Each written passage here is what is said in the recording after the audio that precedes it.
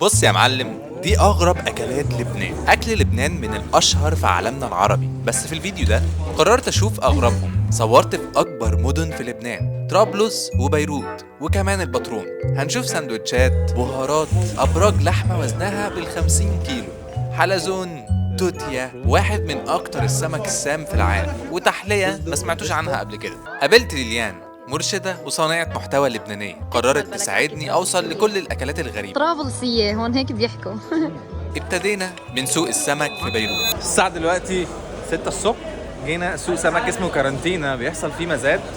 تجار كلهم بيجوا يشتروا السمك من الصيادين ويبدأوا يبيعوه. السمك بيجي من مصر، من السنغال، من كل حتة. عايز اوريكم بس السرعة في تنظيف السمك. هنا بيقشر ويقوم باعتها له وهو بيفضيها في ثانية. سوق ضخم في منطقة اسمها كارانتينا، بيجيله الصيادين من مصر والسنغال ودول كتير، فهتلاقي تنوع كبير وأسعار رخيصة. ورحنا كمان مزاد السمك في الأوزيع. هنبتدي يومنا من مزاد السمك منطلقين مع يا صباح الخير يا ميت اهلا، هاخدك على مزاد السمك، افرجيك السمك البلدي العايش عنا بلبنان. 1,200,000 قلب حلال، جوال بحلق 1,200,000، جوال بحلق 1,200,000، 1,200,000. حاليا في مزاد سوق سمك. المزاد بيحصل كده، الصيادين بيبتدوا من هنا يجيبوا السمك كله طازه يا باشا، كله طازه، يزايدوا عليه واعلى سعر هو اللي بياخده طازه من هنا. بيتجمع فيه صيادين لبنان ويعرضوا على التجار حصيلة صيدهم كل يوم، ويبدأ المزاد. لو السمك عليه طلب أعلى سعر يكسب، ولو مفيش طلب السعر ينزل. من هناك صاحب مسمكة أمير البحر فريدي قرر يزايد على واحدة من أخطر الأسماك، سمكة الأسد، عشان يخلينا نجربها وتكون أول أكلة غريبة لينا في لبنان. سمكة شوكها سام، ولازم تاخد حذر شديد في صيدها، بيكون شايل الشوك منها. لا ينفع ليه شكلها مثل الاسد. ليه؟ بيبدأ بتنظيف السمك. طبعا يا جماعه ما زلنا في لبنان بنشوف اشهر واغرب الاكلات. احنا في الوزاعي في مسمكه اسمها مسمكه امير البحر، وبنجرب واحده من السمكات السامه اللي جايه من البحر الاحمر قريب، اللاين فيش او سمكه الاسد. سمكة الاسد اطيب سمكة عنا بلبنان، سامة بس بننضفها نحن بطريقة يروح كل شيء شوك منه. ويحط عليها التتبيلة وتكون جاهزة للأكل. طعمها لذيذ وكان ممتع نجربها عند فريدي. وبما إننا لسه في بيروت، طلعنا نجرب تاني أغرب أكلة هناك، سيخ شاورما، بس مش عادي. من اشهر الاكلات اللي الناس بتيجي تجربها في لبنان لحم اسمه لحم سجق. بيبقى لحم بقري بس لونه غريب قوي، لونه احمر. بيبقى لحم بقري اسمه بتلو. نايف سجا معدوم، واحد منهم مع رشة حار. موجود في منطقة برج حمود، من أطعم السندوتشات اللي كلتها. بيعملوه مع المخلل بس، وده بيخلي طعم اللحمة واضح. اذا عجبتني. نحن موجودين ببرج حمود، هي منطقة ببيروت كتير مشهورة كمان بأنه بتحتوي طائفة الأرمن، يعني هن يعتبروا لبنانيين ولكن من طائفة الأرمن. ولما اجوا لعنا صار في مزيج بثقافة، وخصوصا بثقافة الأكل، لأنه المطبخ الأرمني غني جدا. وواحد من اللي أشهر الأكلات اللي عند الأرمن هي البسطرمة والسجق. أدخلوا على المطبخ اللبناني وبسطرمة والسجق، وأصبح برج حمود منطقة مقصودة من اللبنانيين، وخصوصا لمحبي الأكل ومحبي الشاورما. نيجي نجرب بوزة بشير. بصوا بيعملوها كمية القشطة اللي جواها حلوة قوي.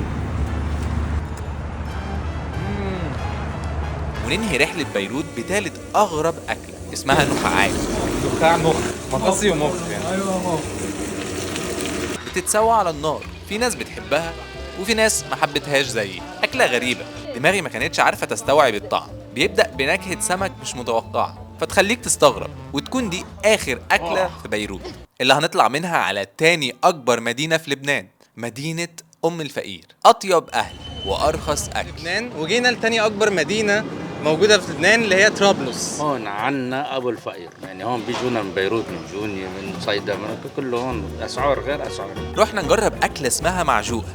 بيحط مية زهر على سميد، نوع من أنواع القمح، ويقطع جبنة من حليب البقر الصافي. أول ما تسخن بيبدأ يمزجهم ويمط فيها، وبعدين يغرقها سكر ناعم ويحطها جوه عيش. المزيج في الطعم عامل تناقض جميل. هو السكر في الأول مغطي عليها جامد، بس بعد ما الجبنة بتخش بتحسي ده بيعكس ده، فبتبقى طعمها حلو. ما هي معجوقة، ما اسمها معجوقة. ونفس المكان جربنا فيه ساندويتش اسمه المغربية، حبوب من القمح مع الحمص يقليها بسمن ويحطها في عيش مع المخلل. طعمها عادي ولكن تقيل، يخليك تشبع من لقمتين. ونهينا الرحلة بتحلية خاصة جدا. اخر حاجه جايين نجربها حاجه اسمها حلاوه الجبن. جبنه وسميد وقطر بس. ويحط جواها قشطة ويرش فوقيهم فستق وزهر وشربات. تحلية خفيفة ولذيذة مش هتخيب ظنك. وفي نفس اليوم انطلقنا لمدينتي المفضلة في لبنان، البطرون، مدينة السور الفينيقي. وعشان كده اتسمت البطرون لان تم بتر السور وعملوا بيه البطرون كلها. نزلنا في مكان اسمه دياسبورا، مشروع معمول من تعاون المهاجرين. دي كانت قلعة فينيقية زمان وبيوت ورمموها وبعد كده حولوها لمشروع في جاست هاوس، في متحف، في مكتبة، مكان للايفنتس، فعشان يخلي الناس تتفاعل مع بعض. وعاملين لوحة مبينين فيها أعداد الناس المغتربة اللي هي بره لبنان أكتر من جوه لبنان، وأكتر حاجة البرازيل. عايز أقول لكم إن المكان اللي إحنا فيه هنا فيه قلعة كاملة موجودة تحت الأرض، وده شباك القلعة اللي كانوا بيضربوا منه للحماية. فأنتم متخيلين القلعة كانت عالية إزاي؟ المفروض ده عالي جدا. الغرفة الكبيرة دي كانت معبد في القلعة. عرفوا منين؟ عرفوا من المكانين دول كانوا أماكن بيحطوا فيها أصنام، وهنا في بير وكاتبين عليه إن في قلعة موجودة فاهمس بأمنيتك جوه البير.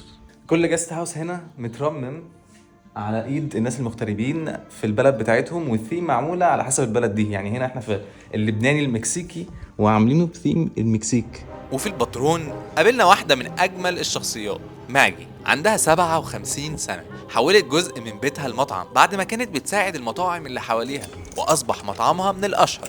وعرفت ده بعد ما دقت أكلها. نزلنا معاها نصطاد أكلات بحرية. وجبه من الوجبات الغريبه اللي بنصور عنها الحلزون، بيقولوا عليه في لبنان البزاق، وبنلم من البحر على طول هنا مع ماجي، وهنطلع نطبخه وناكله في المطعم. وبطليموس اللي هو المحار، وحشيشة البحر بتجمعهم طازة. لمينا كل البزاق، مش هتلاقوا بزاق في البحر تاني صح؟ كان قلق. هي معلمية يا راجل، معلم. دي يا جماعة حشيشة البحر، بتتاكل على طول. طعمها عامل زي البقدونس والجرجير كده، مزيج حلو قوي. بصوا قطعنا منها كتير قوي مع ماجي. بعديها دخلنا على المطبخ. طبخت الحلزون مشوي ومقلي مع توم وزيت زيتون وليمون، والمحار مع الليمون، وحشيشة البحر مع الملح الخشن والخل. وعملت كبة، بس مش كبة عادية، كبة تونة عبارة عن برغل مع قشر البرتقال والليمون، وعليهم بصل وملح. وقعدنا نجرب فيهم كلهم. الناس اللي بتحب اكل السمكي او اكل البحري، دي تونة نية طعمها رهيب، ومول مقلي ومول مشوي، وعندنا بزاق وحشيش البحر وكبة تونة، كله رهيب. وماجي مستمتعة معايا بالاكل، وبصوا المنظر ورانا بيرفكت. وقررنا ننهي الرحلة بأغرب أكلة بحرية، أكلة نادرة مش موجودة غير في مكان واحد في بيروت، بيصطادها من على عمق 40 متر. أكلة اسمها توتيا في مكان اسمه توتيا، صيدها صعب. نفس تكستشر كريم كراميل، اوكي، بس من غير طعم الكريم كراميل. على بحر. على بحر. ريتسا بالمصري. بنصور ريتسا او توتيا، وده فتحها اهو، بصوا عامله ازاي. وبكده تكون نهاية رحلة أغرب أكلات لبنان. أشوفكم في فيديو جديد. هاي سلام. كمان سامة، انتبه تتشوك يا ابني. لا عادي، احنا مصريين. ماشي.